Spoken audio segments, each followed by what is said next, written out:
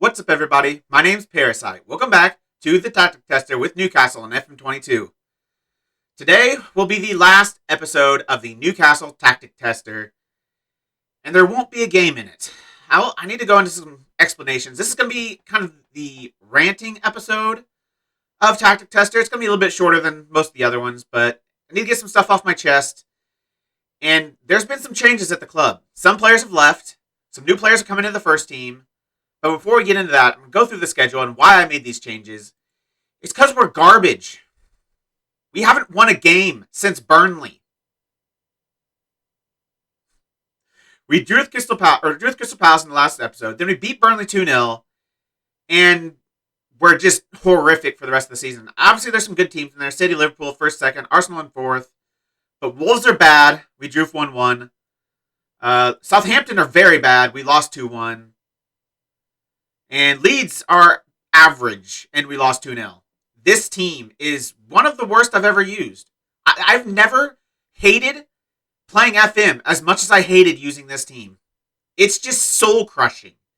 I have lost my mind trying to rationalize what is happening on the pitch. But yeah, it's just awful. We played like garbage. You might see this Arsenal match as kind of an outlier. 6-2 to Arsenal. I'm just going to say, they went down to 10 men in like the 40th minute. It was 0-0 at that point.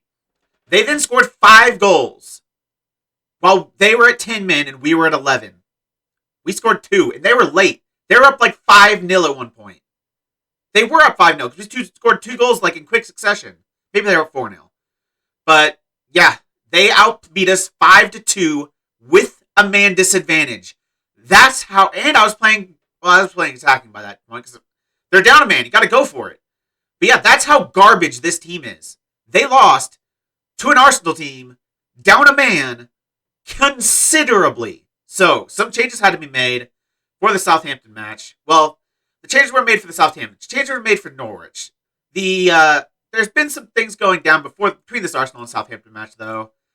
After this match, I may have offered mutual termination to every single player in the first team. Obviously, a few agreed to it, like Jacob Murphy agreed to it, and Darlow didn't. There's just a couple players that aren't any good that agreed, and the board didn't block. A lot of them, like the board blocked it. Then we tried to offer a release of their contract to every single player in the first team because they don't deserve to be paid to play this sport. None of them. So I tried to release all of them on a free. I think we got a couple more, but the board blocked like all of it. So then I transfer listed the entire team for $0. Each player that is in the first team was transfer listed for $0. A lot of teams came in. Like they were like happy to scoop up these garbage players for $0, apparently. I mean, they're gonna regret it, but they are happy to do it. But the board blocked all of them. Except for one. I think Frazier got sold for $0.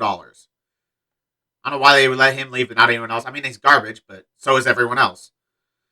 So yeah, since then, I've taken it another level. I played the team for the Southampton match, a little bit of rotation. We were awful. Look, everyone is just awful. Trippier at 6.2. Like, Darlow started. There's no explanation. The team is just garbage. So I may have sent the entire team into the under-18s, and I'll have a different lineup for this match against Norwich, which we're not going to play. We're going to simulate because I physically can't play another match with this team. Even though it's not the same team that's given me basically heart problems, I can't play another match with this team. So the team we are playing with is the grayed out players. We released all the players into the under-18s, and these players were created because we didn't have anyone in the first team. So the starting lineup is all grayed out players, and they probably won't lose worse than we would have lost with our first team. I doubt there's going to be that big of a difference. Like, I'm really looking forward to this because if they beat us like 20-0, then okay, yeah, the first team was at least capable of playing the sport. Are they though? But if it's like 4-2, like our players were equal to grayed out players. That's what it'll come down to. So yeah, they're going to get a shot, and the rest of the players, just to fill in the spots, were under-18s. Literally the worst under-18s I could find on the bench. Congratulations, you're going to play Well, some of you might. Some of you will. In the Premier League. I think I just need to go why this tactic doesn't work, though. Like I said, this is kind of a rant episode. But I feel like it should work. Also, we went attacking on everyone. So that's the thing. I feel like it should work. The way we had it, with inverted wingbacks on support, wide center backs overlapping, like, obviously there's going to be some questions defensively, but we never really saw the effects of, like, the libero getting forward and players going through in between the wide center backs very often. Like, once or twice on the season. Most of it was just normal play where they worked the ball into the box and scored because none of our defenders knew how to play the sport. So yeah, I don't feel like this was a reason for conceding goals. Sometimes, but most of the time it wasn't. I feel like I don't know why we conceded so many goals. I think it can only come down to terrible players. Because, like, tactically, I didn't see anything for the majority of the games that said tactically you're causing yourself to concede a lot of goals. We watched a lot of games. Did we see many, strikers being played through because the libero was too far forward? Maybe once, twice. That is a tactical thing. Everything else is a player thing. And then we had the inability to score goals because no one in this block could score to save their lives. Like, the highest goal scorer from this block of players was like 5 or 6, which is god awful for a player that's on attack as one of the only attackers.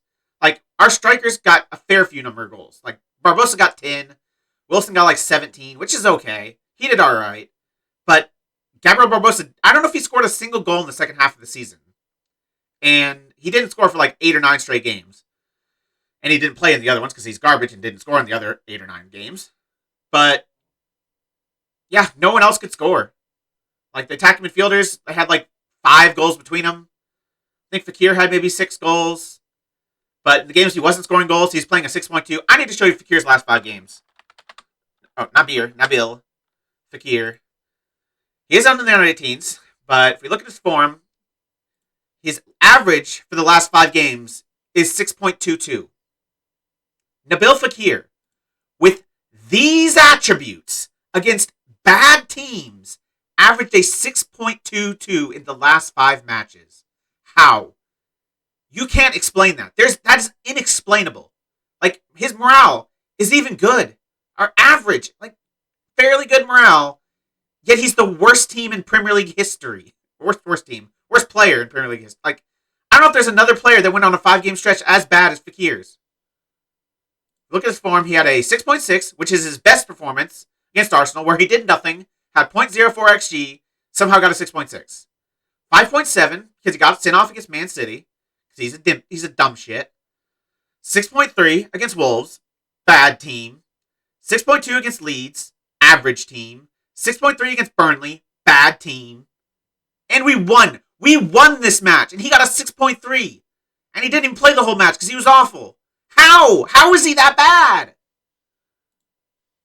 So, I mean, I feel like the signings, I made the best decisions I could have made. Like, if you look at the attributes of the players, those were the correct decisions. Maybe except for Lo Celso, because he's just horrible. Like, he's a below-average Premier League player. At least in this save he is. But for the most part, I feel like they had really good attributes. All of my players, if you cycle through them, their attributes are good. They just don't play well. And I think it's got to be down to the tactic. The only explanation of how. If it's not that, they just don't like the sport. I don't know. I have no explanation. I don't know. So yeah, that's going to be how it ends, though. With grayed out players taking on Norwich, looking to get into Europe. We do have a chance at Europe, but we'd have to win, and Everton would have to lose, which we're not going to win. We wouldn't have won with our starting lineup, so I'm not even going to try for Europe. The fact that we're still in 8th place blows my mind. Look at the second half of the season. So here's the first half. Let's go to January. So here's the first half. That's pretty dang good. Other than this January run, but that's even before the January run. This is pretty dang good. That is why we're in 8th place. Then January happened. And we went on this run. Couple of good months. February, March, not bad, but draws against bad teams. But a good February, the worst January I've ever seen, and the worst into a season I might have ever seen. I have no explanations. I'm at a loss. Like, looking at it tactically, like looking through the games, watching the players' positioning and everything, it looked like it should work. Because you get like, we really created like this. This is kind of our shape in attack. And that's not bad. Like, you got players on the out edge at two different levels. You got players in the midfield to link the defense to the midfield, to the attacking midfield, to the striker. Tactically, it should have worked.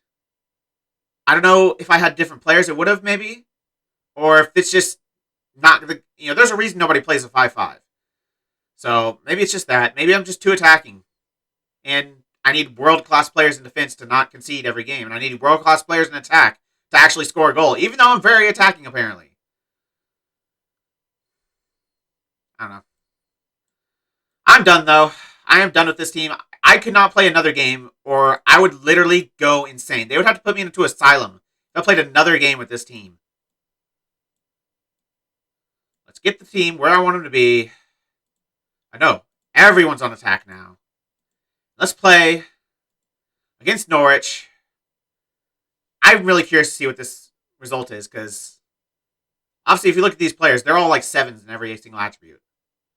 But you could say Fakir was all 7s in every single one of his attributes in the last 5 games. I would have believed you. In fact, he's double that is mind-blowing. Let's simulate this match. See what happens. Simulate. Squad numbers. Okay, I'm going to auto number. Submit. Alright, let's see what happens.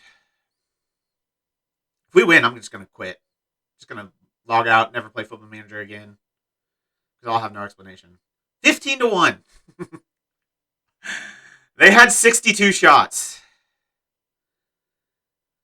Okay, our starting lineup was a little competent. I didn't expect to be beaten that bad, to be fair. We even had a chance to win or to get into Europe if we won. We would have maybe, probably not. Well, if we would have lost 15-1, I think, or 15-2, we probably would have had a chance. We would have had to win the match. Everton lost, I believe. Aston Villa won. We had the goal difference on Aston Villa.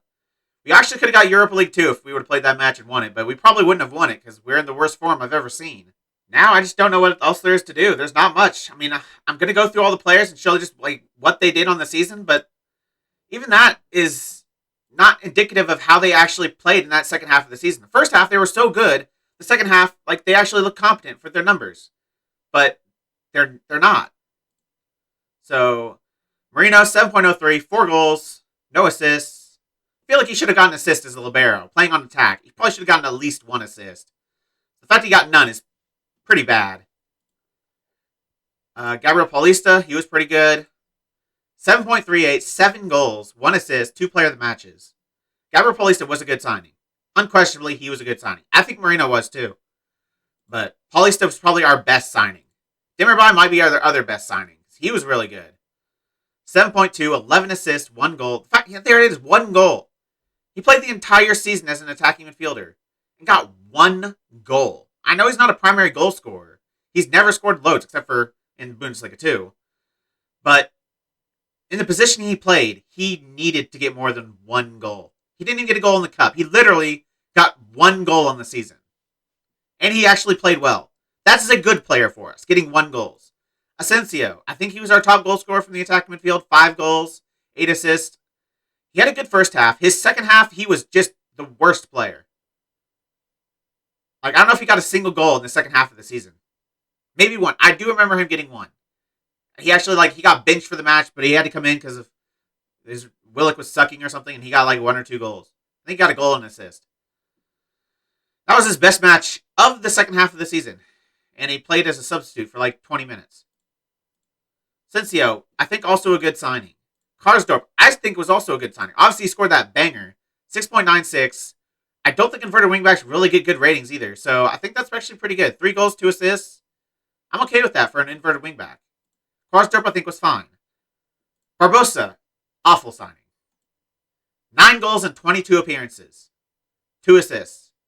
1 goal and 3 appearances in the cup. I mean, 10 goals from 16 starts doesn't sound too bad. But he didn't. When was the last time he scored a goal? He scored against Brentford when he came on the 84th minute and scored a goal. But in games that he started, we don't he hasn't scored a goal in a game he started since January. He hasn't started a lot, but that's because he hasn't scored in any of them. He wasn't scoring before January. Yeah. Don't sign Gabriel Barbosa. I don't know if he's ever been good in any save I've ever seen. Fekir, just don't. Maybe he'll be good in a different system, but if you're trying to recreate this, just don't. Do not sign Fekir. 3 goals. He did get 11 assists, which is not bad. But he's got 15 finishing. He's got 15 composure, decisions, anticipation. He got 3 goals. He did get 3 goals in the cup as well, so he did really good in the cup. But in the league, 3 in 25 starts. That is why we could not score goals. There were no goal scorers outside of our one striker.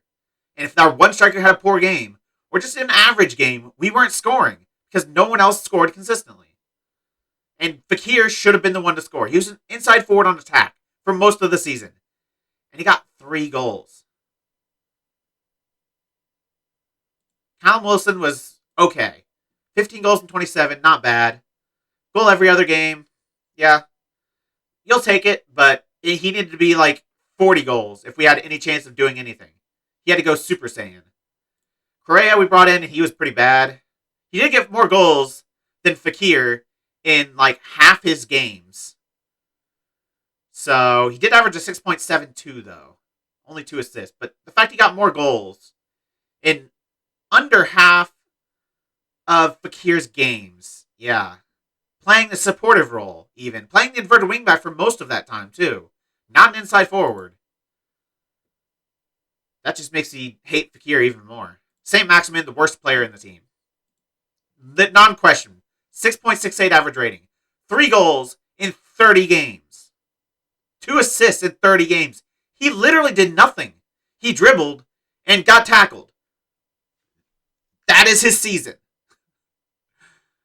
Oh my god, I've never seen a worse player. It should be good. Look at these attributes.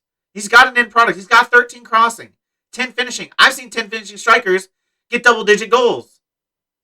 19 dribbling, 15 first touch. His passing is not the best, but technique, flair, pace, he should be a threat.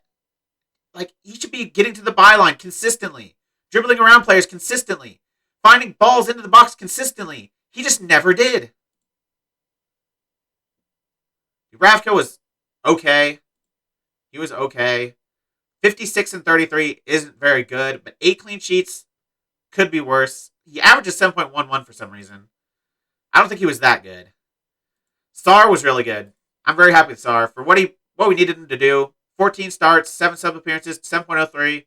He's not going to be a goal scorer. He's only 6 foot. Wide center back, maybe I'd like a few more assists, but I think Sarr was good. When he came in, he played well. Mings was okay. 7.19, 3 goals, 3 assists. He probably should have scored more than 3 goals for a guy that's 6'5", and the guy we target with every single one of our set pieces when we have Kareem, what's his freaking last name? Dimmerby, who's got one of the best set pieces in the game, set piece attributes in the game. He probably should get more than 3 goals. So I expected a little bit more from Mings, but he was okay. Garcia didn't really play long enough. Marcus Edwards is just horrific. If I had to redo this, I never would have signed Marcus Edwards. Do not sign Marcus Edwards. 6.78, 3 goals, 2 assists. I mean, if you compare that to Fekir, obviously Fekir had a lot of assists, but he had the same amount of goals as Fekir in 11 starts. So he's still better than Fekir, but he, the second half of the season, I don't know if he got above a 6.2 in any game he played. He was getting 6.0s. He got a 6.8 for Newcastle under 18s. That's how bad he is.